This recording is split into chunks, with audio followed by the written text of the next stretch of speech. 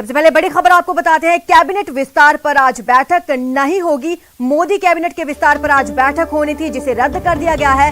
आज शाम को पीएम आवास पर यह बैठक होना तय हुआ था। मोदी कैबिनेट के विस्तार पर इस बैठक में चर्चा की जानी थी। अब ये बैठक रद्द हो चुकी है। पीएम आवास पर शाम 5 बजे अब ये कैबिनेट की बैठक नहीं होगी। आपको बता दें, पीएम आवास पर आज बहुत अहम बैठक होने वाली थी, जिसमें राजनाथ सिंह और अमित शाह मौजूद रहने वाले थे, लेकिन अब ये बैठक रद्द हो चुकी है।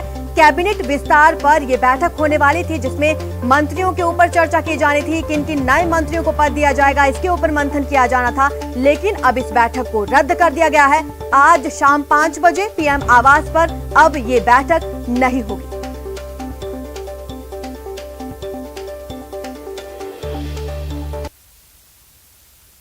मंत्रिमंडल का फेरबदल हो सकता है।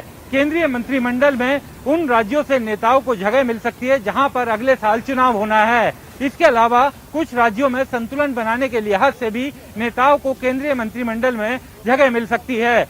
मंत्रिमंडल में विस्तार और फेरबदल से पहले पीएम नरेंद्र मोदी ने अपने मंत्रिमंडल के सहयोगियों के कामकाज की विस्तार से समीक्षा भी की। इसके बाद पीएम मोदी ने केंद्रीय गृह मंत्री और बीजेपी अध्यक्ष से भी इस मसले पर विचार विमर्श किया और मंत्रिमंडल में शामिल होने वाले संभावित चेहरों पर विस्तार से चर्चा की। 2019 में सत्ता में आने के बाद से प्रधानमंत्री ने एक बार भी मंत्रिमंडल का न तो विस्तार किया और न ही कोई फेरबदल, जबकि इस दौरान रामविलास पासवान सहित कई मंत्रियों का निधन हो गया। यही नहीं, शिवसेना और अकाली दल जैसी पार्टियां एनडीए से बाहर हो गईं। इससे मंत्रिमंडल में कई जगह खाली हो गईं। इस वक्त मोदी सरकार में 53 मंत्री हैं। नियम के मुताबिक मंत्रिमंडल में 81 सदस्य हो सकते हैं, यानी अभी भी मंत्रिमंडल में 28 नए सदस्यों को रखने की गुंजाइश है। देश को कोरोना से उबारने की हर मुमकिन कोशिश करने के दौरान पीएम नरेंद्र मोदी पिछले करीब 2 महीने से मंत्रिमंडल विस्तार पर भी काम करते रहे। इस दौरान सभी मंत्रियों के कामकाज की समीक्षा की गई और मंत्रियों के कामकाज को विस्तार से देखा गया। इसी के आधार पर मंत्रिमंडल विस्तार की रूपरेखा तैयार हुई। वैसे मंत्रिमंडल विस्तार या फेरबदल में कुछ और चीजों को भी शामिल किया गया है।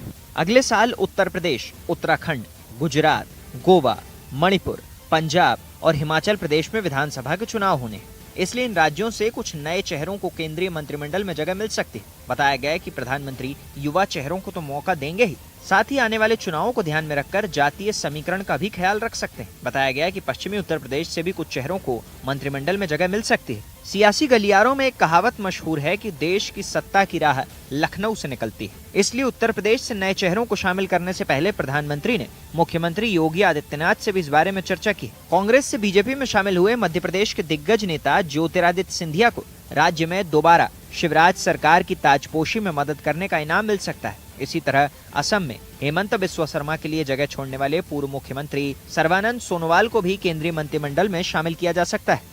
दरअसल मोदी सरकार में मंत्रिमंडल विस्तार समय की जरूरत बन गया था। कई पद खाली थे, जिस कारण मंत्रियों को उसका अतिरिक्त प्रभार दिया गया था, जिसकी वजह से काम का बोझ भी ज्यादा बढ़ गया था।